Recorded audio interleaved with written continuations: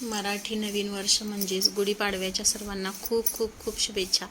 तर छान बघा, अशी गुढीपाडव्यानिमित्त मी साखरेची माळ बनवलेली आहे। तर कशी बनवली नक्की बघा, आणि आपल्या हातनं केलेली आहे गुढीची माळ म्हटल्यावरती मला खूपच आनंद झालेला आहे। तर बघा, छान असं तूप लावून घेतलेलं आहे थाळीला, आणि व्ही आकारामध्ये मी असा दोरा ठेवलेला आहे। तर त्यानुसारच मी तूप लावून घेतलेलं आहे। बघू शकताय तुम्ही, ही पहिल्यांदा आपल्याला प्रोसेस करून घ्यायची आहे। आणि त्याच्यावरती दोरा लावून घेतलेला आहे। तर दोरा सुद्धा मी डबल घेतलेला आहे बरं का, कारण तुटायला नको म्हणून। आणि ही बाजूला सारून ठेवलं, आणि मग ही बघा, छोटी वाटी एक साखरेची आहे। तर त्याच्यामध्ये तुम्ही म्हणाल काय पडलं, तर कोथिंबीर आहे सुकलेली, ती पडलेली होती, ती काढून घेतली आणि त्याच्यामध्ये लहान छोटी वाटी पाणी घातलं। आणि मग त्याच्यामध्ये साखर पूर्ण विरघळत आल्यावरती थोडंसं अर्धा चमचा तूप घातलेला आहे, कारण तुपाने छान असं सुंदर चमक एकदम येते।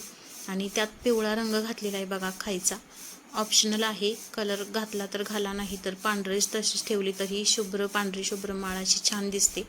आणि थोडासा कलर मी केसरी कालवलेला आहे, एकदम थोडासा वाटीमध्ये मिक्स केलेला आहे, कारण तो फक्त आपल्याला टिपक्या द्यायच्या होत्या म्हणून। आणि हे बघा, गरमागरम असं मिश्रण मी छान असं पाक तयार झाल्यावरती ही घालून घेतलं। आणि नंतर थोडंसं पसरताना मग मी लगेचच चमच्याने व्यवस्थित एकत्र केलेलं आहे। आणि हे बघा, छानच अशी एकदम माळ सुंदर झालेली आहे। मी तर खूपच आनंद झालेला आहे मला। आणि नंतर मग ती जी कलर दुसरा मिक्स केलेला होता लहान वाटीमध्ये, तर काडीला नाही का कापूस असतो, तर त्या कापसाच्या साह्याने मी व्यवस्थित असं थेंब सगळ्या त्या साखरेच्या माळेवरती लावून घेतले।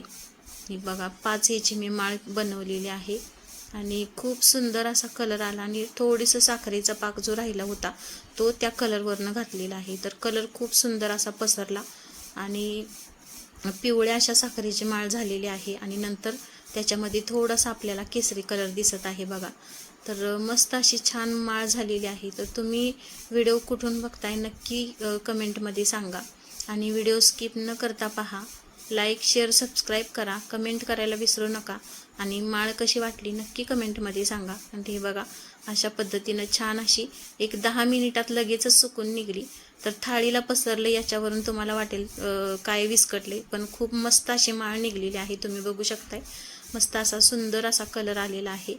तर ह्या अशा पद्धतीने माळ केलेली आहे। तर कशी वाटली तुम्हाला नक्की कमेंटमध्ये सांगा। धन्यवाद।